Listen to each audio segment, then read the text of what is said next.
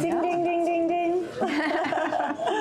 If you want to grab your drink and come take a seat, we are going to get started. I want to welcome everyone to our street. I'm Sabrina Schaefer. I'm our Vice President of Public Affairs. Some of you may know this already, but I'm a bit of a recovering historian. I spent a couple of years in a history PhD program before realizing that I didn't love being in the archives. But I do love history. I do love talking about our founding principles and ideas and the American story. And it's been a lot of fun to help oversee our America 250 conversation series. That's great. Some of you may have been with us last spring for our Real Solutions Summit. That's where we kicked off our celebration of the semi-quincentennial, and then all year we've been hosting these monthly conversations, some in person, some online, and it's been an opportunity to sort of lift up out of policy and talk about those founding principles and stories that maybe have don't always get sort of center stage, and it's a great time for us to have those conversations. And so it's a perfect opportunity for us to have Anita with us. I am so delighted you could do this. Thank you. I've been wanting Anita to come talk to us for months. And hello, come on in. Hi. If you're not already familiar with Anita, she is one of our country's leading experts on history and the evolving role of America's First Ladies, as well as on the inner workings of the White House. She brings a rare combination of scholarly insight and firsthand experience, which really aligns nicely with our street because we have a practitioner-scholar model as well. Love that. So this is very, very our street brand.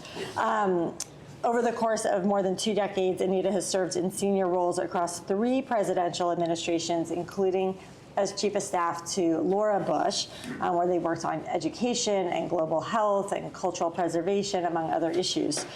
Today, Anita is still teaching and working at American University, where she leads their First Ladies Initiative.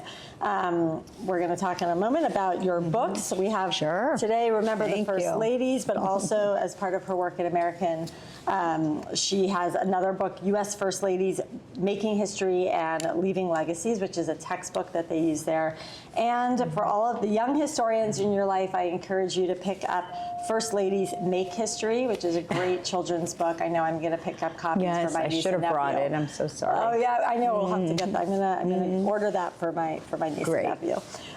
The best part of Anita's bio, though, beyond all of this, is that you served as a consultant for HBO's Veep. If you have not watched Veep, I encourage you to go home tonight and start it. It's such a great show. It's probably our favorite show. I love that. It's just so much fun. So funny. Go home, run now. And of course, Anita's involved with America 250 Initiative. You're on the Government Affairs Committee, and then of course working with In Pursuit, which is helping tell stories so that we can learn from the lessons of our history. So with that, we are really grateful you can be here. We'll jump right in. I want to kick us off with a few questions. And then I know there's probably lots of questions here, so we'll have a chance for everyone to participate.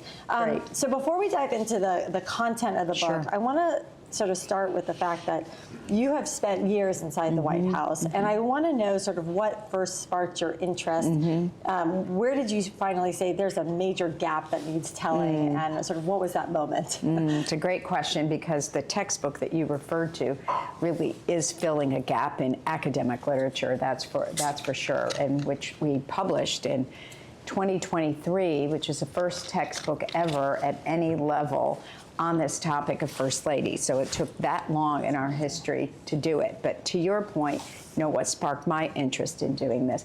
I had a front row seat to histories, Sabrina, and particularly as Laura Bush's Chief of Staff, seeing how multifaceted that the role is. I mean, I could go from planning a secret trip to Afghanistan in the morning to a state visit for Queen Elizabeth in the afternoon. That was the breadth of responsibility, or difference in the responsibilities. And the fact, too, is we went to all 50 states. She went to 77 countries. I went to 67 of those with her in the 4 years that I was with her. She was a chief advocate for President Bush's Global Health Initiative, PEPFAR, the Malaria Initiative, and then had her own interests in literacy and education that formed the foundation for all the work that she did. And, prior to that, having been in the White House in the Reagan administration. Of course, Mrs. Reagan was a very different model of a first lady. She was focused specifically on what was good for her husband. Not that all the other first ladies aren't the same way they are, but Mrs. Reagan had a presence in the White House, and it was a great first opportunity for me because she set such a formal standard for how people should dress in the White House. We couldn't wear pants back then. We were, in skirts and dresses and pantyhose. I mean,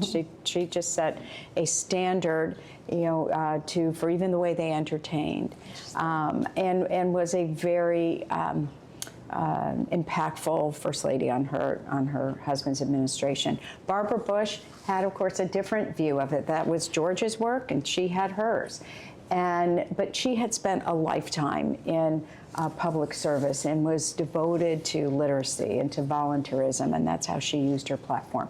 So I had these personal experiences of seeing at least these three first ladies up close, and particularly with Laura Bush. And when I left the White House in 2009, I got a call from American University, which I had gone to for just one semester, so I guess they considered me an alum. And the president of the university said, we're watching with great interest how much more active first ladies in these modern years have been. And Hillary Clinton, of course, was, and Mrs. Bush. And he said, we'd love for you to develop something that really looks at their impact on our policy, on our politics, and our global diplomacy. That's what I've been doing for 15 years. We did one conference in March of 2011, and it snowballed into just great interest amongst presidential libraries, which have been my partners in hosting conferences around the country on this topic.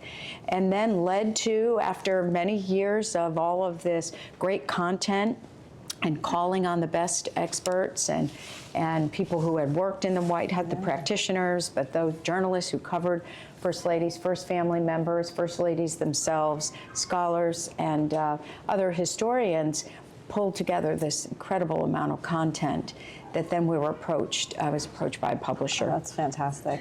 What an exciting, kudos to American University. For having that foresight. I agree. Yeah, absolutely. It's the only university still in the country that has any resources devoted to the study of first ladies, although we're working hard to get the textbook into a lot of other classrooms, both myself and my co-authors. I'll just leave you with one last statement. We tested out the material on the textbook with about 5 or 6 different colleges around the country, different sizes, small universities, big universities, public schools, state schools, and to a fault, every single student who had the material to read and it was introduced in their classes all said the same thing.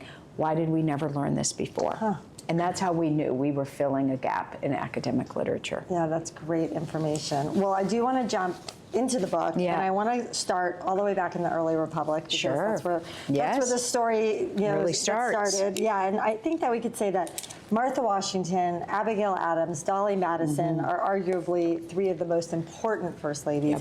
I'm hoping you can talk about sort of what precedent they set for the role of the First Lady. And they had to do just that, set precedent for it, for not only for the First Lady having to do it, but the President had to do it too. George Washington, this was a system of government that had never existed before. And after years of revolution, now we have our independence, and how do you put a nation together? And, George Washington knew immediately his was a 2-person job. And that he needed the help of Martha for the ceremonial function, which is the head of state function, while he, was also head of government.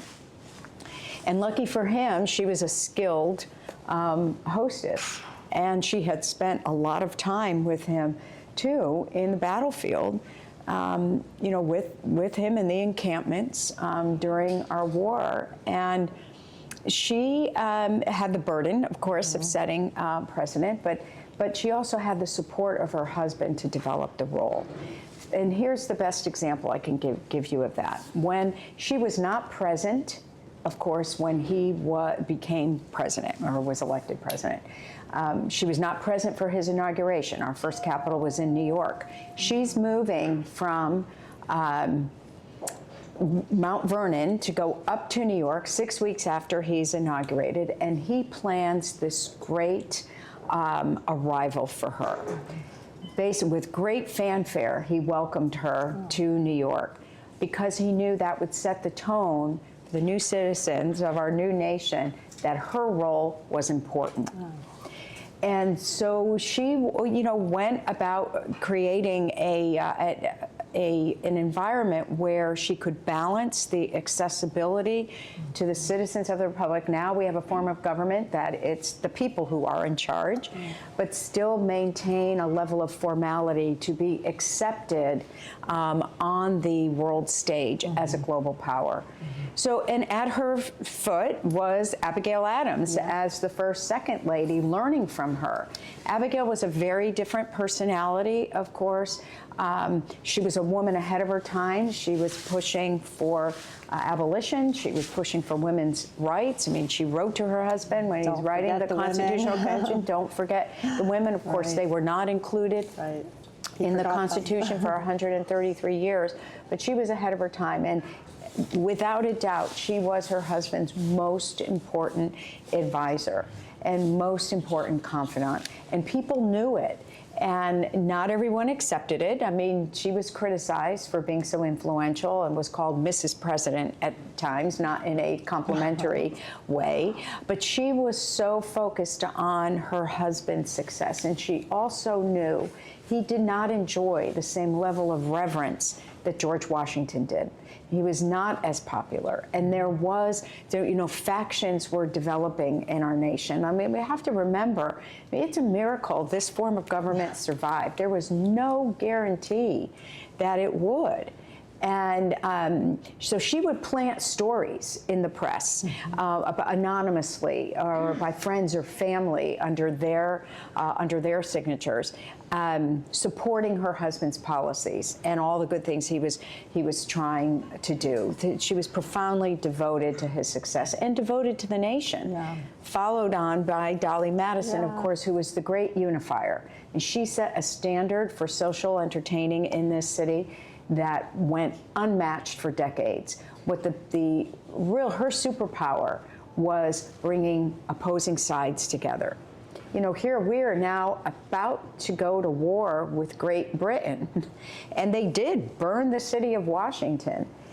But she really knew how to bring some people who supported her husband, did not support her husband, and everyone loved her. And she would host these amazing events at the White House, and they were called squeezes. They were called squeezes because you literally had to squeeze in the room and in the door. That's how popular they were. She served a mean run punch, and so she would work the room and gather valuable pieces of information of what was happening in the city and what different sides of the aisle were saying and doing and thinking. And that, so her husband valued her social graces, but he valued her political astuteness even more. Interesting. We need more Dolly Madison. And they were right. And they were just, these three women were so profoundly devoted to the nation and sacrificed a great deal. Yes. Abigail, so much time apart. Abigail Adams called the 10 years that she spent separated from her husband while he was in Philadelphia or he was trying to raise money for our war effort for the revolution. She called it her widowhood. And she was responsible for maintaining their farm and raising the children, which, interestingly, of our first 10, first families, the Adams, who did have African Americans working for them at Peacefields, but they educated them, they paid them. She was really an abolitionist. She could not understand how a nation whose founding documents talk about freedom could hold people in bondage. Yeah, it's fascinating. Unlike any of the other first families. Yeah, that's fascinating. Well, one of the sort of ideas that I talked a little bit with Anita about beforehand, but that I think is relevant here, is this idea of Republican motherhood. Sure. And for those who maybe aren't familiar with it already, this was a phrase termed by a historian back in the 1970s to define the role that women played in the early republic. And politics was very dirty, it was dishonest, they couldn't have an active role, but the role they could play was to help influence the men in their lives, their husbands and their sons, to sort of stay true to small r Republican values. That's right. And I'm just curious your thoughts on sort of how the first ladies of, say, the first 50 years really aligned with this idea of Republican motherhood. They did exactly that, and you described it beautifully. There was, and in fact, after the Alex de Tocqueville, who came to the United States, traveled the United States 50 years after we gained our independence, and in his famous treatise, about America and his view of our democracy, said that its success is owed to its women, and the mothers in particular, who educated their children, responsible for the education of their children, of imparting the civic sense of civic duty and pride in the country and their responsibility for that. And so it underscored them being, even outside of our country, people looked at that and what our success was based on. And it was that civic virtue. Yeah, that's so wonderful. And it's something that we think a lot about at R Street, is that role of institutions and exactly. civic virtue. I want to jump ahead to the 19th century, because I think that's when we start to see some new developments. Right. Starting with, when did the term First Lady come about? Yeah. So the first time we actually hear the term was at the funeral of Dolly Madison here in Washington, and President Zachary Taylor eulogized her. Now, it was a state event here in Washington. The entire city was shut down. Representatives from all three branches of government attended the funeral. And when President Taylor eulogized her, he referred to her as if she was our First Lady of the land. Now, the term did not come into widespread use until much later, until the 1890s, around Caroline Harrison's time. But it's the first time we hear it. And because prior to that, like Mrs. Washington was referred to as Lady Washington. Mrs. Adams wanted to be referred to as Mrs. Adams. Same for Mrs. Madison. Even in modern times, like Jackie Kennedy did not like the term First Lady at all. She thought it sounded like a saddle horse, and did not want to be called that. She wanted to be called Mrs. Kennedy. But then she came to actually appreciate the term First Lady. So it became much more common early 1900s. And I guess that's sort of when some of the other accoutrements developed, sort of when did you were the chief of staff to Laura Bush. I do not think Dolly Madison had a chief of staff. I don't think there was a no, she had servants, she had slaves. Right? Yes. So when do some of these additional pieces come together? Yeah, it's an interesting point, because the first First Lady to actually have a federally paid position to support her was Edith Roosevelt in 1901. That was the first First Lady to actually successfully argue with her husband to have a staff member. Because prior to that, there were servants, there were household staff, of course, taking care of the White House that would maybe help the First Lady with her social events. But Edith Roosevelt comes in 1901, after the assassination, of course, of President McKinley. She has 5 children, and she has a stepdaughter that was pretty hard to control, Alice Roosevelt. And she comes in, and there's obligations for social events that First Ladies have to oversee. The social season of Washington was a big deal. And she had a couple of problems. One, she had this big family, rambunctious family she had to take care of. She knew the press was keenly interested in wanting to know about the family and see pictures, so she needed someone to help her manage that. And she also had a White House that was still, up to this point, the president's office and the president's family were on the same floor, like this. And it was becoming impossible with that number of kids. So thanks to Edith Roosevelt, who really pushed for, and with her husband, designed the executive office, which was now, as we call, the West Wing. And so the White House was reconstructed to be the family floor no longer would have offices for the staff. But the president had an office up there, and Edith put an office right next to his with a door that she kept open all the time so she could hear whatever, if he was in there working, what was going on. And she did press clips for him. And we've had first ladies in our past who served as, staffers for them in the Senate or whatever it might be, who would do the same thing, write their speeches, do press clips. But Edith Roosevelt is now changes, like we see the first professional staff member.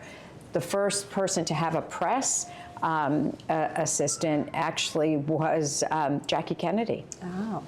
And then Lady Bird Johnson hired the first professional press secretary to be her press person, her communications person. But the actual modern First Lady's office, with a staff, with a budget, with space that was really allocated for them, was not until Rosalind Carter. In 1978, the White House Personnel Authorization Act was passed to actually make a budget available to the First Lady for staff. So we see growing numbers of people on a First Lady staff. But it took a lot of time. I mean, Betty Ford was the first to actually have a speechwriter. Mrs. Reagan was the first to name a chief of staff. Right. Incidentally, all her chiefs of staff were all men. She never had a female chief of staff. That's interesting. And also probably aligns with the rise of mass communication. Yes. It has to be, right? Definitely.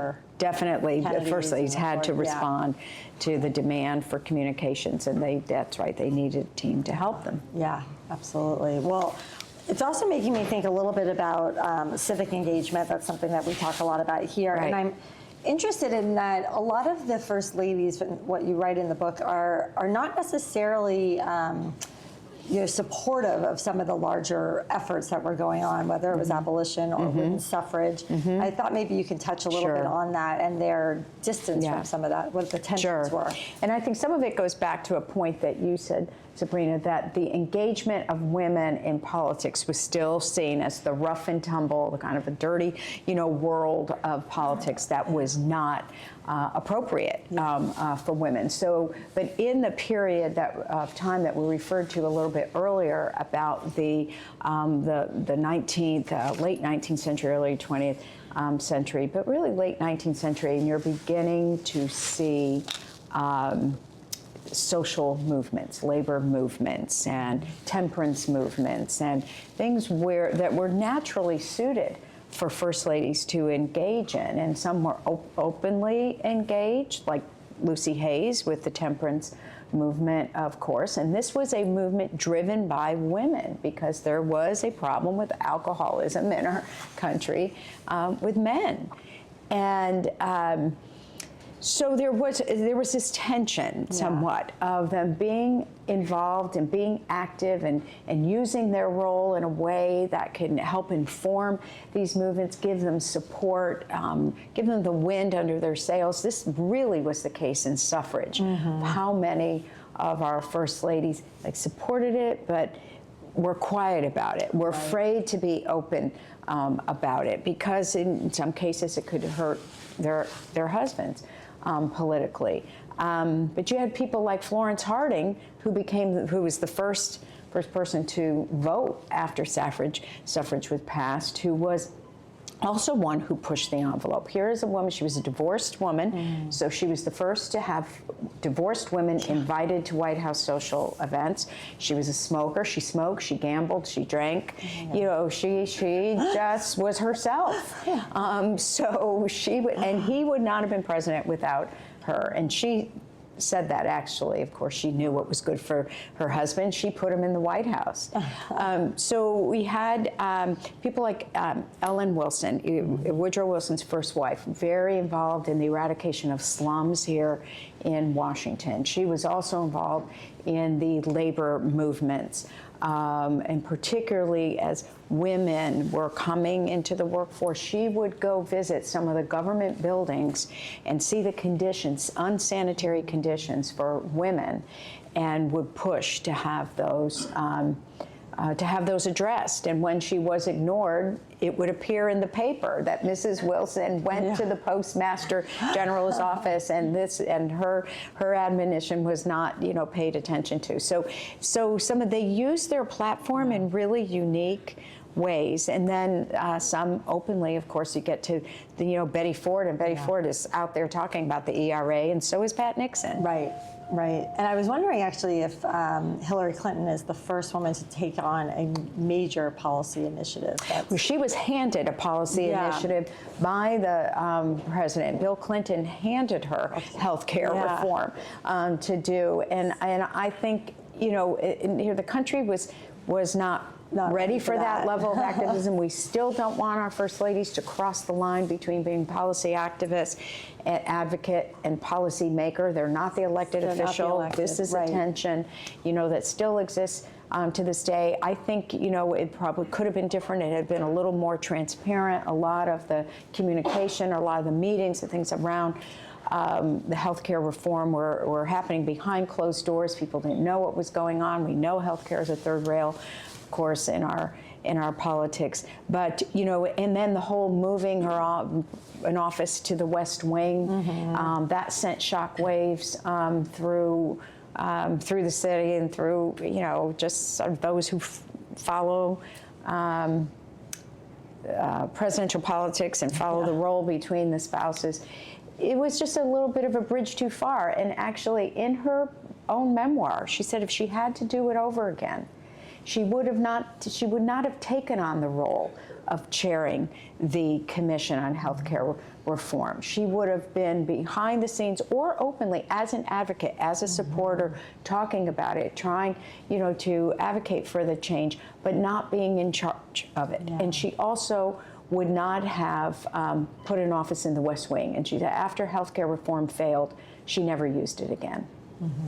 Yeah, I'm sure there's a lot of lessons learned while you're in that role. But the thing is, to her defense, the president gave her the role. If I can just add one more, another First Lady Rosalind Carter, was her husband wanted her to lead the Mental Health Commission, the President's Mental Health Commission, because in Georgia, where she is as First Lady, she was the chair of the Governor's Mental Health Commission. And this is a topic she knew well and wanted to be, and she wanted to do it until the lawyers got a hold of it and said, you can't have a member of your family running a presidential commission. So she had to accept the term honorary chair of the commission. She was doing all the work, but had to accept the honorary chair role, which she didn't like the conveying of that because she thought that it gave the impression she was out there cutting ribbons rather than really doing the substantive work, which she was extraordinarily knowledgeable. But they worked it out. She ran, the commission, and at the very end of the administration, got legislation passed to support the funding of mental, health. And then in the new Reagan administration, it was undone, and she was very disappointed. But much, much later, during the healthcare reform in 1993, 1994, in the Clinton administration, both Betty Ford and Rosalind Carter teamed up together to do a hearing in Congress on healthcare reform. Betty on focusing on mental health, support for mental health, and I'm sorry, Rosalind on mental health, and Betty on women's health, given all that she advocated for with breast cancer.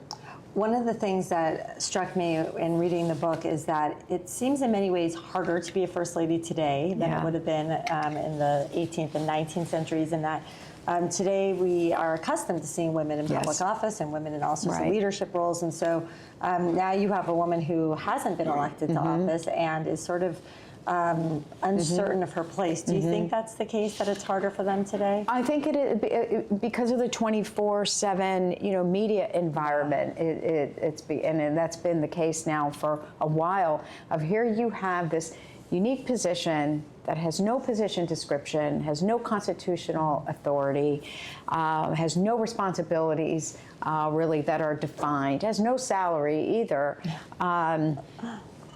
But you're expected to use this platform and do something with it. So everybody has an opinion about, and you're trying to lead a private life in the public eye. You have a family, if you have kids, and you're always worried about the safety and security of them and your husband, that's paramount for all of them.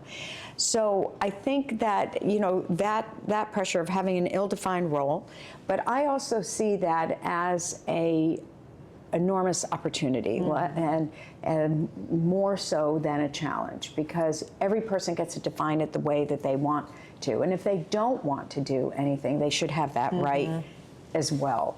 I think the majority of them through our history, bar a few who for various reasons, illness or grief, and were not able to really fulfill their duties, the majority of them all have wanted to use that platform for something.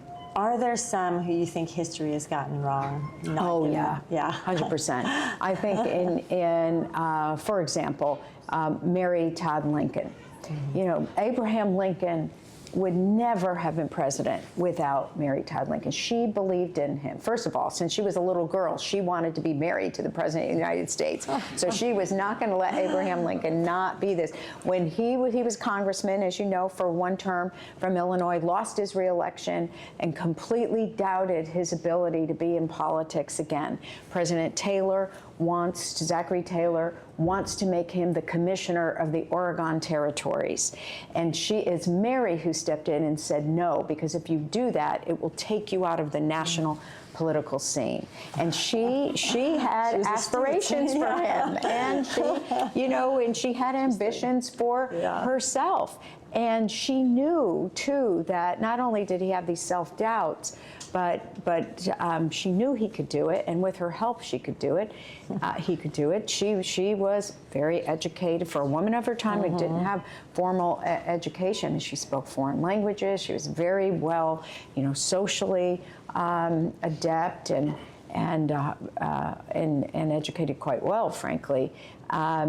She knew that the perception of Abraham Lincoln was someone who was coming from the West, not cultured, not appropriate for the role. So when she came to the White House, she went about, making the White House look spectacular. It needed help. It had been pretty run down. She spent a lot of money. She was given a 4-year appropriation that she spent in 4 months. It embarrassed her husband. We're on the stirrings of civil war around us. And so you have to read the room, Mary. Yeah, a little tone down. So she was really, in history, the way she is evaluated is really unfortunate. Some of the criticism was self-inflicted, but really, this is a woman who was devoted to the success of her husband, devoted to the Union, even though she had members of her family who were fighting for the Confederacy, and they died fighting for the Confederacy. And so people on both sides of the aisle, whether you were pro-Union or pro-Confederacy, didn't trust her, no matter what. And when you look at how these two figures, Abraham Lincoln and Mary Lincoln, are evaluated in history, he's always at the top. He's always number one, our most revered president. Mary is always at the bottom. And it overlooked the things that she did do during the Civil War. She went to the battlefields. She was tending to wounded soldiers. She was writing letters home to the mothers, the wives of our soldiers who were recuperating or who were dying. And she's really not given credit for the things that she tried to do. There's a new book coming out, though. I think it was just released today. Lois Romano, former Washington Post reporter, has spent 5 or 6 years researching Mary Lincoln. And the book just came out today. It's called The Inconvenient Widow, I think, because she fought for pension for first ladies, for widowed first ladies. Oh, that's interesting. So that sounds like a book we all need to Yeah, it's a pick up. book you'll definitely want to read. I know that there's probably a lot of questions. Sure. I'm going to ask one last one Sure. before we let everyone open up here. But since this is part of our America 250 Yes. programming, I definitely want to just sort of step back for a minute and ask you how we should think about the First Ladies as we're looking ahead to the next chapter in American history. I'm so glad you asked that, because it's my firm belief, and of course you can imagine that you won't be surprised at this, that we can no longer study the arc of history without including the stories of these women. They were at the sides of the president in many cases, as I mentioned to you, helped make it possible for them to be president. They took on issues and causes that helped move the nation forward. People like Caroline Harrison asked to raise money for Johns Hopkins Medical School in 1890, and she said, yes, only if you admit women to the medical school. It was the first medical school in the country to do it. And so even without the platform, without the authority, they found ways to help move the nation forward. Not all of them rose to the occasion. We should talk about that too. Not all of our presidents have either. But this is an opportunity at our 250th anniversary of our struggle for independence, and at this Jubilee, to really look at these lessons in history from our presidents, from our first ladies. This is a unique lens in which to examine how our country has faced challenges, how it has adapted, how it has pushed the nation forward, how it has not. What are those lessons in leadership? And so there is a great project that I'm engaged in now, if you don't mind if I can refer to talk about it. Called In Pursuit. And this is meant to be a catalog of wisdom, of lessons in leadership from our presidents and majority of first ladies throughout our history. What is one lesson we can learn from each of them, how they adapted to the challenge of their times, what they have left behind. And they're written by some pretty prominent people. We went to public officials, we went to authors, we went to historians, we went to practitioners like myself, and assigned out a president or a first lady for them to write about. The project was launched on President's Day. By the first essay was written about George Washington by George W. Bush. And then Bill Clinton is writing about Teddy Roosevelt. Barack Obama is writing about Abraham Lincoln. Laura Bush is writing about her favorite first lady, except for her mother-in-law. She's writing about Lady Bird Johnson, a great environmentalist first lady. Michelle Obama is writing about Jackie Kennedy. Hillary Clinton is writing about Eleanor Roosevelt. You won't be surprised about that. I asked Chief Justice John Roberts to write about William Howard Taft, the only president to become Chief Justice of the Supreme Court. And he had a grand time writing that essay. What's great about them are they're short. It could be no more. The person running this for us is Colleen Shogan, who is the former archivist of the United States, a scholar herself and historian, and is overseeing this project. But the criteria was no more than 1,200 words. You have to agree to be recorded in your voice doing the essay. There must be one lesson, one nugget in each of them.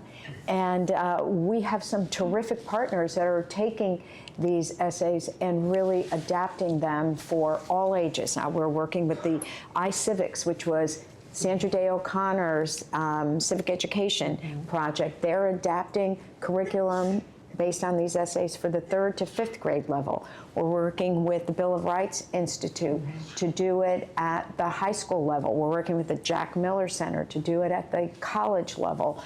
And then for the rest of us, we also have a partnership with C-SPAN that is taking all of the recordings, putting historical photographs related to that president or first lady around them, and everything is available through C-SPAN. And also, if you want to sign up for it, It's on Substack, free, no You're paywall. writing an essay for it. And I'm right? writing an Yeah. essay Tell on us a Bess little bit about Truman, that. who I found Yeah. fascinating.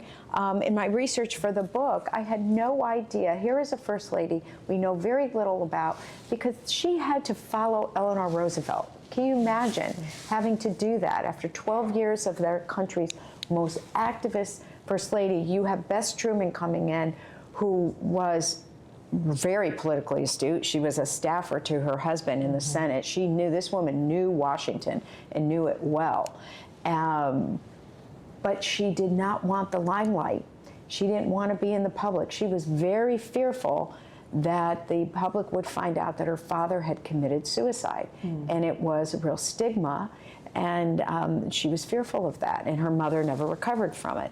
So here she follows Eleanor. She's trying to, it's a new chapter in world history, right? World War II is over, but we're facing a new antagonist, the Soviet Union. The Cold War is starting.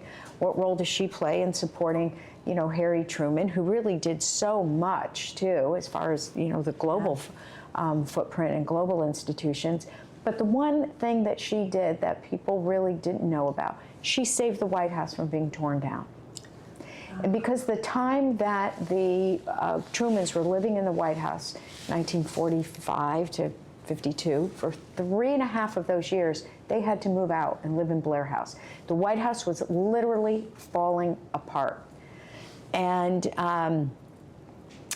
they worked with the Army Corps of Engineers. They had an architect. A proposal was in. 3 proposals were submitted for reconstructing the White House. Of course, the Congress wanted to go with the least expensive one, and that was tearing everything down and starting over. And the most expensive was doing what ultimately happened, keeping the exterior walls, gutting the entire thing inside from underneath, and rebuilding, which was costly.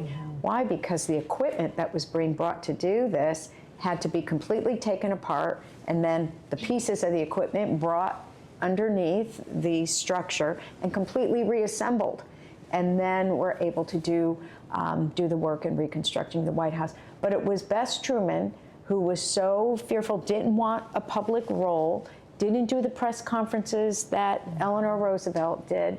But this is the one time she marched up to Capitol Hill like a battleship, and said, and basically appealed, to the Senate, to Senate spouses to help her with it too, and to say, if you do this, the American people will never forgive you. Wow, that's so fascinating. It was a fascinating story. Well, I want to let our audience. Yes, Go sorry, ahead, I'm Anthony. talking way too much. No. I know you love First Ladies, and I love that. And you're Betty Ford Penn. Oh my gosh. I love it. It's a passion project of mine, aside from working at R Street. Great book, by the way. Thank you. He was one of the first to buy the I book. read the book over a year ago, and I really do like how you structure it about the role first and then go chronologically Yes. into each of the first ladies. And so my question's more kind of twofold. So, Sure. First part more focused on like how the education level of each, the first Yes. ladies really transformed, right? You got Right. the early first ladies who essentially taught themselves how to read. Exactly. And then, the modern first ladies, nearly all of them have Highly secondary educated. degrees, right? And so how, the advanced education throughout time has helped transform the role. And then second, it's more of like a fun one on, when it comes to like how each of the first ladies have wielded their own style of political influence. The Betty Fords get off the phone for advocating for the air and calling, state Right. legislators, to Rosalind Carter, who sat in on cabinet meetings. That's right. And, Abigail Adams, as you mentioned, who would have a male pen name would be not great to have a female Right. op-ed in support of President agenda. Like how do you view, and obviously, and then as you said earlier, Nancy, Mrs. Reagan just essentially was more behind the scenes protecting her husband. Like Powerfully, but behind the scenes. categories Right. of how they utilize their influence Right. to better the country and also better Right. their husband's presidencies. Well, I think that you know a lot about First Ladies. Thank you for being so interested in the topic and helping to advocate for their stories. In terms of your first question about the education, and it's interesting because someone like Martha Washington, who really had no formal education and couldn't spell. She was a terrible speller. Even in the correspondence that survived, that very little, because she burned a lot of it. You can see that, how that she wasn't formally educated. Yet here was a woman that even before women had rights, she was a widow, as you know, before she married George Washington. She married before she was left a considerable amount of money.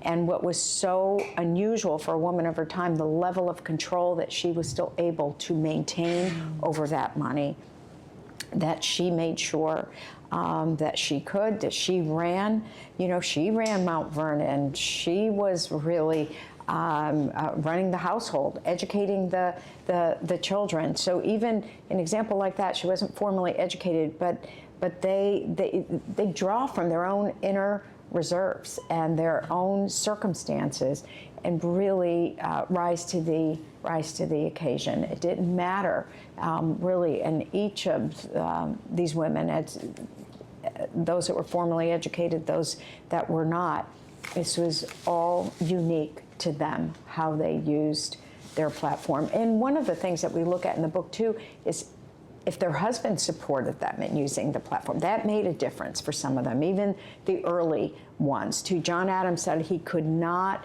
do the job without her.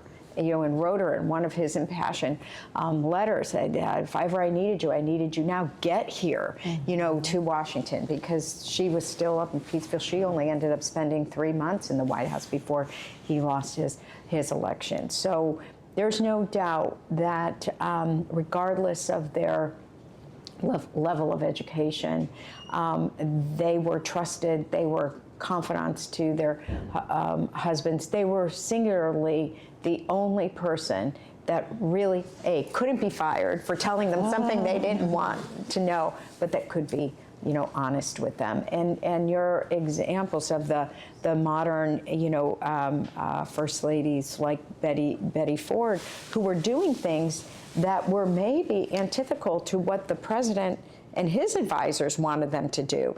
Betty Ford's pushing for the ERA. President and his team really didn't want that. They felt that was a killer for the election in 1976. But she did it anyway, and she felt that, her husband's job shouldn't silence her. So you have those examples of courage, really, and no one could tell you to do that. She just did it. Certainly not wanting to harm her husband, but wanting to be herself. And I think that's the basis of the answer to your question. They all just found it in their own way to just be themselves and use whatever skills and talents that they had. Sure. Thank you. Yeah, in 1814, when the British were putting buildings Yes. on fire here in Washington, in particular the White House, there's a rumor that Dolly Madison saved the Declaration of Independence. Yes, that is true.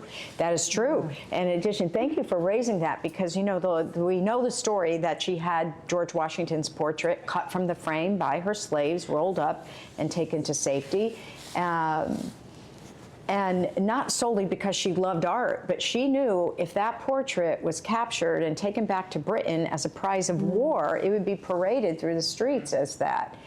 But she also, too, at that moment became our nation's first archivist. We had no archives, no place where our founding documents and papers were. They were in the president's house. And she did have the documents that were there carted off to safety. Yeah, remarkable story. I'm going to go to her, and then I'm going to come to you. Yes? I actually want to follow up on your point that when we think about where the first ladies fall in history, Yes. Mary Todd Lincoln falls at the bottom. Yes. They all have such different programs, Yeah. thoughts, plans. True. What metrics would you actually judge the first ladies leading Yeah. by? And if Mary Todd Lincoln doesn't fit down there, who are the ones that you think did rise to the occasion? I think some that didn't rise to the occasion, but for reasons that are understandable. Jane Pierce comes to Washington. Her husband, first of all, she was so against her husband being in politics when he was named the nominee of his party and word got to her in New Hampshire, she really collapsed in tears. She fainted because she felt politics was something that no good would come, that harm would come to her, Not to her entirely family, wrong, right? to the country, and not entirely wrong, because it did. You know, it did. Even at the inauguration, the vice president who is being inaugurated catches pneumonia and dies. Her predecessor, Abigail Fillmore, catches pneumonia and dies. Their son, a beloved son, the last surviving son, Benny, is decapitated in front of them on the train trip down here for the inauguration. I mean, of course. So her premonitions have all come true. So for 2 years, she is really in black, in mourning, in the White House, not doing anything, delegated the responsibilities to other members of the family, the social members. So it's understandable why she is not on anybody's, top 10 list of first ladies and their not work. Really on the top 10 list either. Yeah. So, so that's one I would say, fairly or unfairly, is in terms of measuring them by the work that they've done or advocacy that they have been engaged in, or how they've moved the needle at the moment in time where they were serving. One example of a first lady who should be at the bottom of the list only because of the extraordinary overreach of power of Edith Wilson. For 17 months after Woodrow Wilson had a debilitating stroke, she kept everyone away from him. The vice president only saw him once in those 17 months. The cabinet didn't see him at all.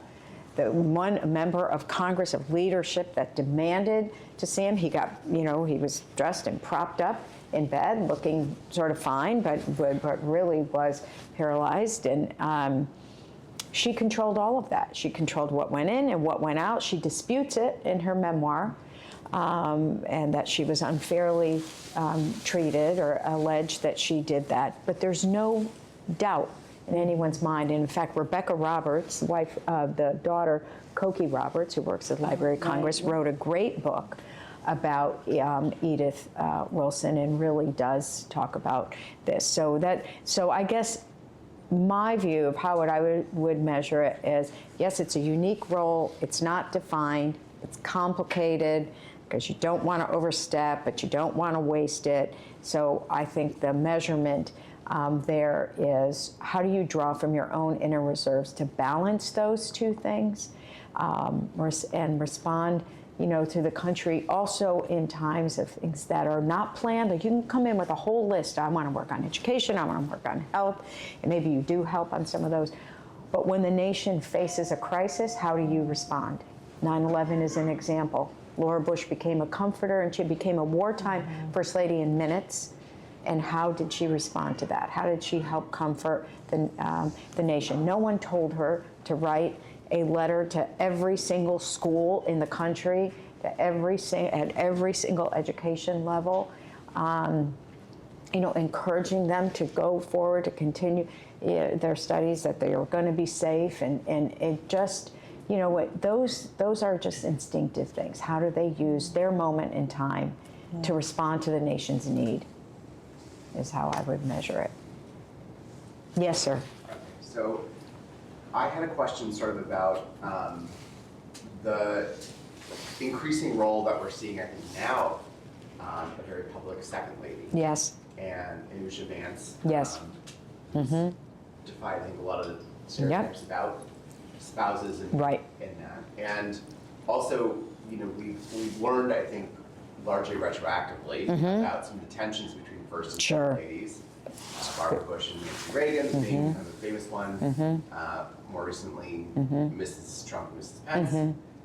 But given that, has there been any sort of famous tensions that have really played sort of a divider in the functionality of the administration, the president and vice president? And also in the converse, has there been any unification of the first and second lady to drive something forward? Yeah, great question. In their husband's policies? And I think I'm going to answer your question with an example of the latter first, of how first ladies and second ladies have been able to drive things forward, do things together, be perceived as working with each other. The best example really is Mamie Eisenhower and Pat Nixon. Incredible relationship and friendship. Mrs. Nixon was very deferential to Mrs. Eisenhower, so respected her, and vice versa. Mrs. Eisenhower loved Pat Nixon. And President Eisenhower loved Pat Nixon too. He would send Richard Nixon out, on trips around the world and would always say, take Pat with you, because she was so effective as a diplomat, she developed personal, relationships with people. She cared about people. People were her project, as she said. So Mrs. Nixon was at everything Mrs. Eisenhower did. Mrs. Eisenhower wanted Pat Nixon at everything that she did. They were a wonderful team, but she never overshadowed Mrs. Eisenhower. She struck the balance beautifully. So that's very helpful in conveying, a unity amongst the president and first lady. Because you're right, there are a president and vice president and a first lady and a second lady. Because you're right, there are examples where there hasn't been the case. There was, yes, tension between Nancy Reagan and Barbara Bush. And what gave rise to that? Mrs. Reagan has a long memory. George Bush ran against her husband for the nomination in 1980. The Bushes knew that there was that tension that was there. Barbara Bush really tried to address that, and even at the nominating convention in 1980 in Detroit, when Ronald Reagan picked George Bush, it was Barbara Bush who said to him, with Mrs. Reagan in earshot, that you will never have to worry about George Bush being loyal to you. And he was loyal to him. But Mrs. Reagan, just had, I think, a couple things. One, couldn't completely divorce herself from that fact of George Bush ran against her husband. And secondly, I think too, you look at the Bushes, you look at them as a family, it was completely sort of opposite of what the Reagan, family situation was. And I think there was some tension over that. But, Barbara Bush was extraordinarily popular second lady too, but tried really hard to just stay in her lane, do her work. And in her memoir, she talks about her years as second lady were the busiest of her life, and all the literacy work that she did, and she had also been a creature of Washington, where Mrs. Reagan wasn't. Barbara Bush had been here a long time. Her husband had been congressman. She was very involved. She had friends and relationships on both sides of the aisles dating back to the 60s. The Reagans didn't have that. And she was engaged in sort of social Washington and known well in social Washington. Mrs. Reagan had a horrible first year, very difficult first year, notwithstanding the attempted assassination of her husband, too. But she was not well respected. And even things she tried to do for the White House, kind of like Mary Lincoln, getting the new China. The new China was paid for privately, not one penny was government, money, but it caused such an uproar. And so it was difficult for her. So that was, an example where maybe it didn't go, as well. But Barbara Bush just tried to stay in her lane and do her work. And I think you're right on Mrs. Vance. Mrs. Vance, this is a highly educated woman, to your point about, having second degrees and being, she was an attorney. She was a clerk for the Chief Justice of the United States. And she's a smart woman. And she has found ways to work on projects that just don't step on the line of the First Lady. She does things with the First Lady, some travel that they've done together, but she is staying, focused on the things that she cares about, which is education and literacy. Yeah. Does that answer your question? Yeah, I guess my real question has it bridged a gap, and the relationship to the first and second lady, has it ever bridged a gap between the president and vice president? Oh, I see. Or I have see. they ever kind of unified the first and second lady to Yeah. convince their husbands of doing something? Yeah. Otherwise, they wouldn't. Well, there is next. When I was talking to you about the Eisenhower-Nixon, it was Mamie Eisenhower who called Pat Nixon to say to please, because she knew that Richard Nixon was going to be asking Dwight Eisenhower to go campaign for him when he was running for president, and Richard Nixon could have really benefited, from that in the 1960 election because he lost to John F. Kennedy. But it was Mamie Eisenhower who told Pat, please tell him not to do that because Ike Eisenhower had had these series of heart attacks. She was so worried about his health, and so here's an example where Pat, Nixon really was respectful and deferential to Mamie Eisenhower and Ike Eisenhower over her husband, who really needed his help. Yeah. I think we have time for one more. Sure. We have a reception at Oh, okay. I'm so sorry. Can I go to her in the back We can hit then? 2 more. I just want to make Yeah, sure we'll we're hit respectful 2 of your more. time. We'll go to you. Yeah. Sorry. Yes, you. Okay. I'll try to speak as loud as possible. So presidential historian Richard Smith had once said there was the White House before Betty Ford and Yeah. after Betty. Right.